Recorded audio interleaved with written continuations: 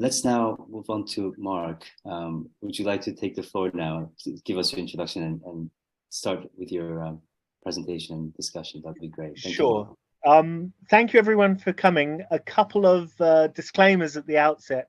I was not planning to talk about carbon capture and storage today, but certainly ask me in the Q&A and I'll respond as best I can. The second thing I should say is any advice I give you about how to do your masters, take it with a pinch of salt, because fun fact, I do not have a master's. I was a physiotherapist in the National Health Service, for which you need a bachelor's degree, Bachelor of Science. And then in 2014, I started to do a PhD at University of Manchester without a master's, which was, I'm thinking of an adjective that I can use because we're being recorded. Let's just go with fun. It was fun.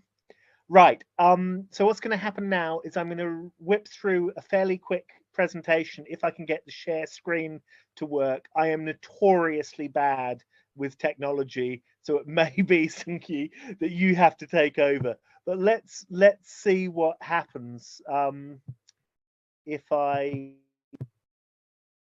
no, it's not working. You want me to share screen from my end then, yeah? Yeah, if you would, that would be great. Of course. I sent the one thing that I've learned, because I'm so bad at yeah, here we are. So bad at technology, is always send the slides you're intending to use to the host the night before. So this will be very quick. This is as sweary as it gets. Piss off, Grandad. Does anyone know the song that I'm quoting here? If you know your history, you will know where you're coming from. Any takers? It's Bob Marley, Redemption Song. Really good song about basically what happened to people in Africa, stolen and used as literal slave labor. If you know your history, you will know where you're coming from. And that's a deliberate grammatical error in the quote there. Next slide, please. So today I'm going to talk about the historical perspective. I'm going to talk a little bit about, maybe some of you heard of the Torrey Canyon, Margaret. Hopefully you've all heard about Margaret Thatcher. And throughout, I'm going to try and sort of explain why I'm talking to you about this, what the so what question. At any point, just chime in the chat or unmute your microphone and speak up, ask questions, critique, whatever, it's all good. And this will be quite quick, and then hopefully we'll have a lot of time for discussion. Next slide, please. So does anyone know the current atmospheric concentration of CO2? Any takers?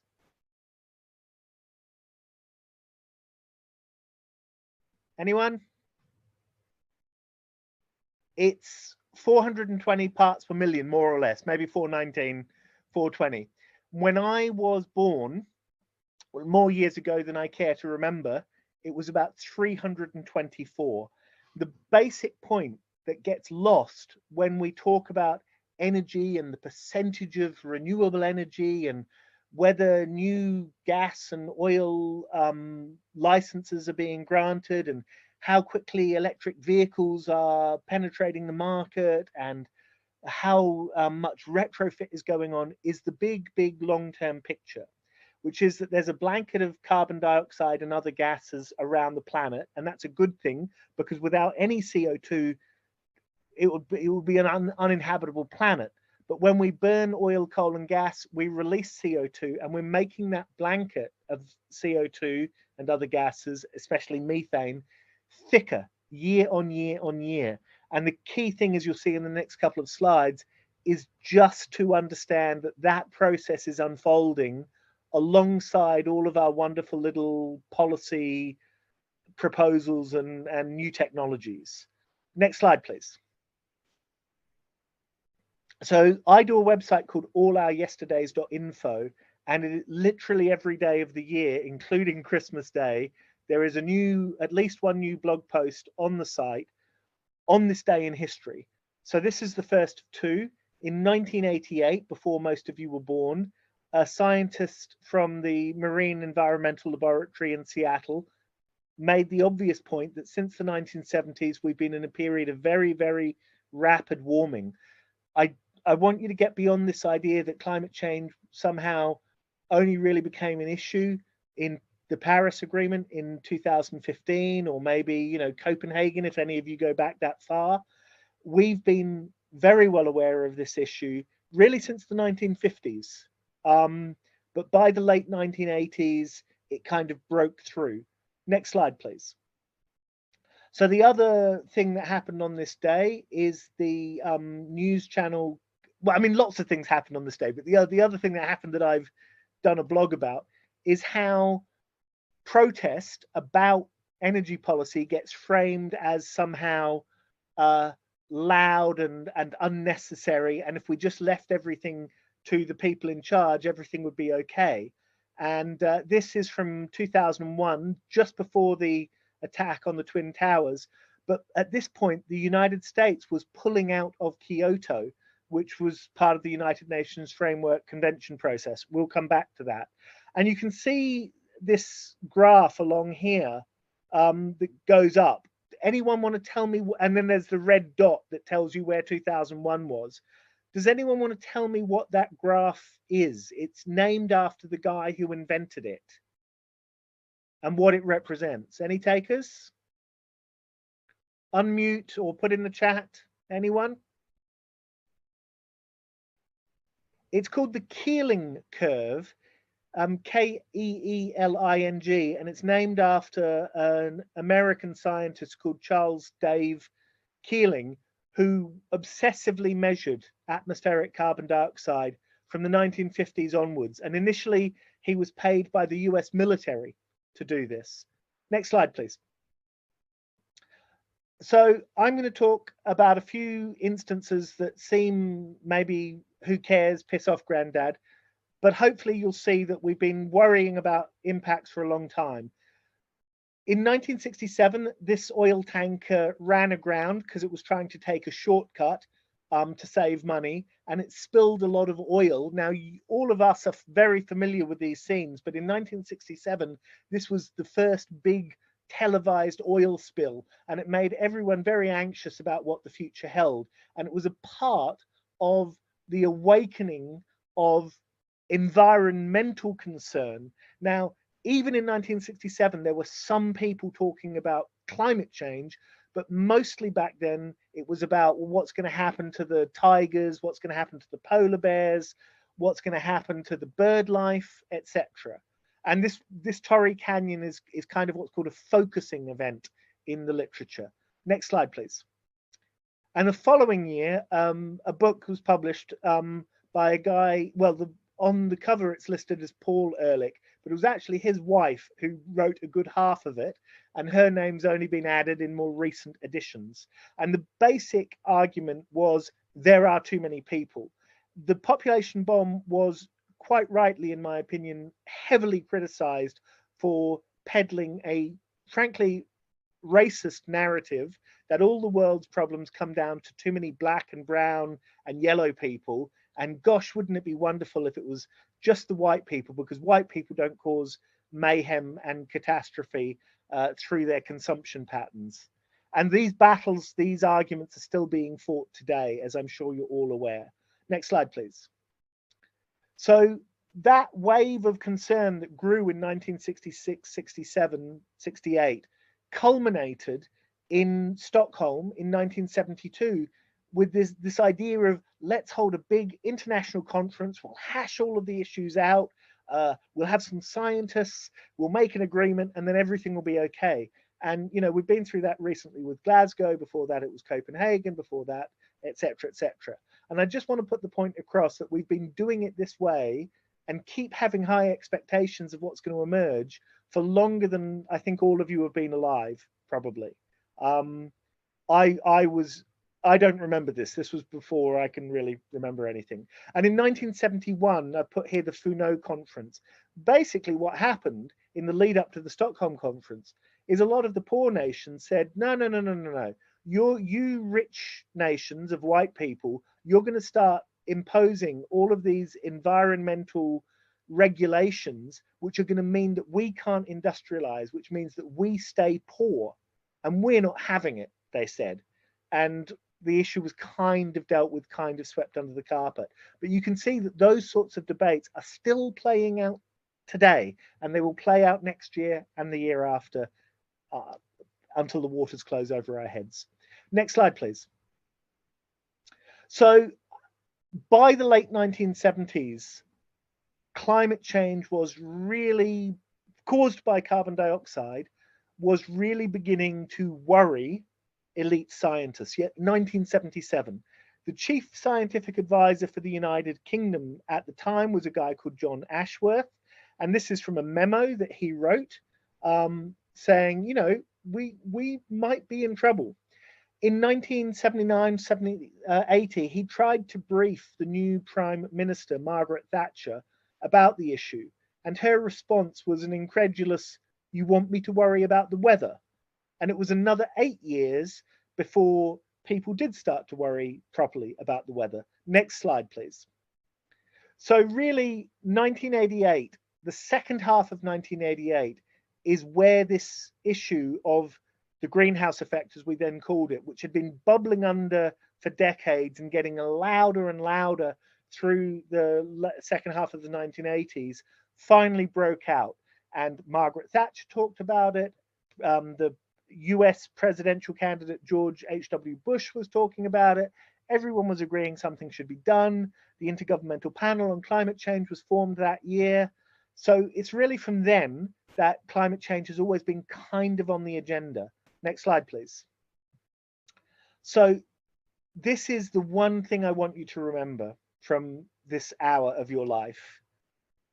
What does the F in United Nations or UNFCCC stand for? Please, someone tell me what the F stands for. Anyone? No? Framework. Thank you, Bryony. Yes, framework. Good, great. So a framework convention is one that doesn't have any details in it. It is just a framework. It's not going into specifics. So why was this so? It's because some nations, led by the French, wanted specific targets and timetables for rich nations to start bringing down their emissions in the initial document itself. Next slide, please. And the Americans basically said nope. And they kept saying no. And in the end, they said, if you try and put targets and timetables in this text, we will not sign the text. We will not come to the big conference in Rio.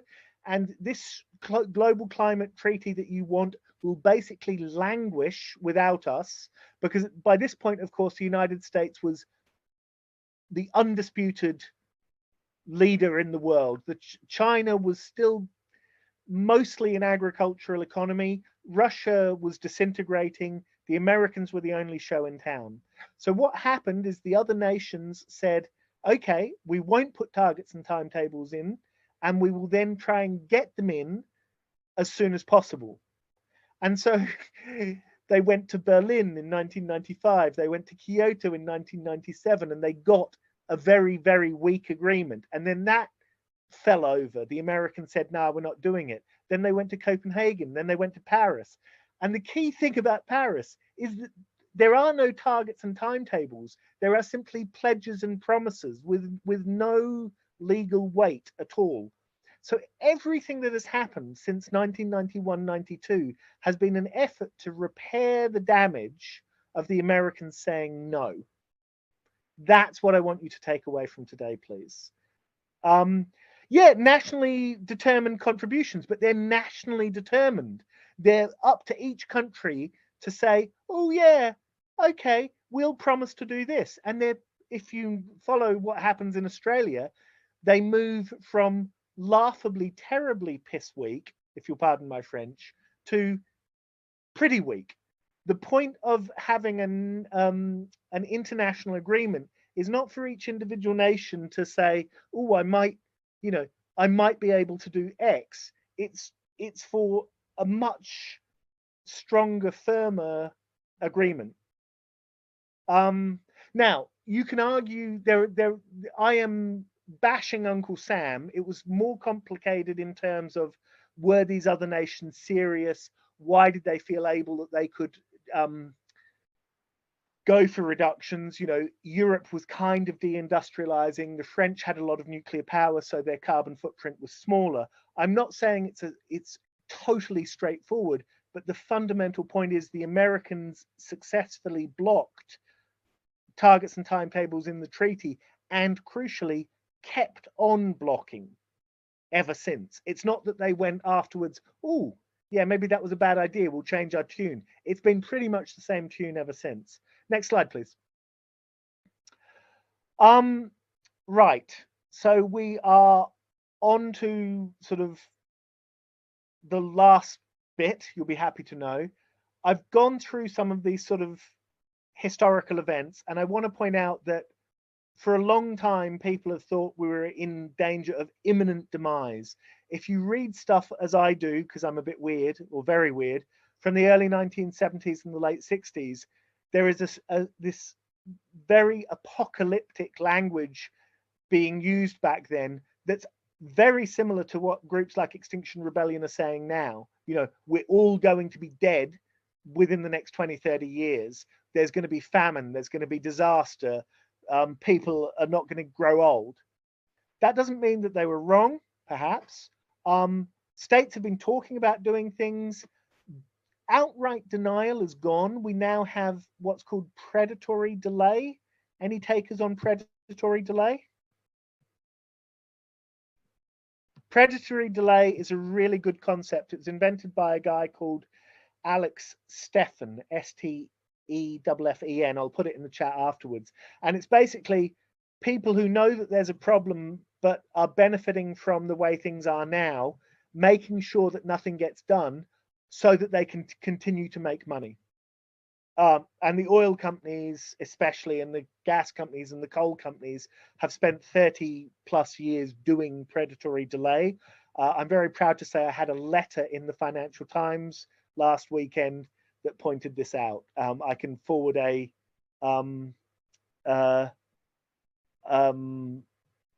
link.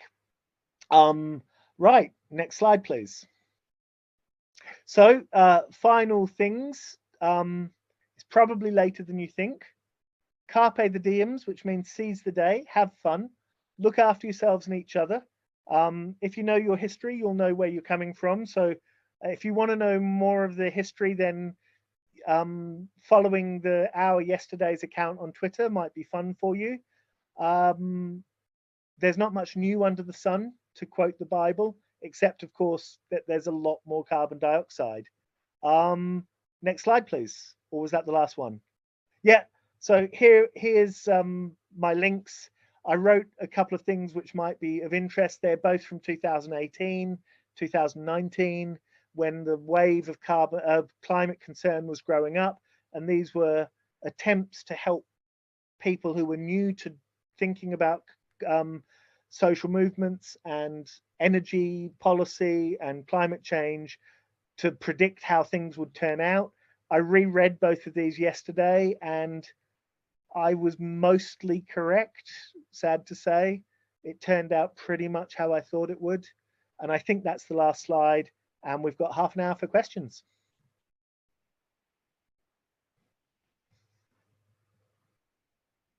Great. Thank you, Mark. Yeah, that was very interesting, also provocative.